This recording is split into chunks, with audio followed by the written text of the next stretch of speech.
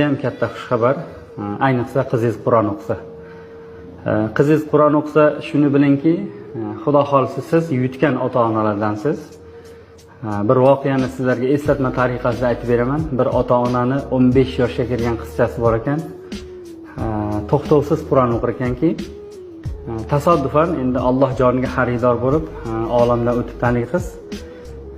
Onani qulog'iga doim yig'i ovozi eshitilaverar ekan, shu Qur'on o'qiydigan xonasiga kirsa.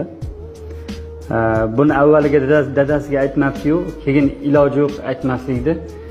Dadasi ham eshitsa, haqiqatan ham to'xtovsiz yig'i ovozi eshitilaverar ekan. Keyin bir mahallaning katta domla buvasini aytib ketdiki, domla buva, shunaqa qizim Qur'on o'qirdi-yu, olamdan o'tib qoldi. Shunaqa har doim shu xonadan yig'i ovozi eshitilaveradi. Juda ham hayron qolyapmiz desa, qori buva, domla buva kelib, bu sizlar uchun xush xabar, xursand bo'linglar. Qizingiz Qur'on o'qiydigan xonadonda farishtalar yig'layapti deb.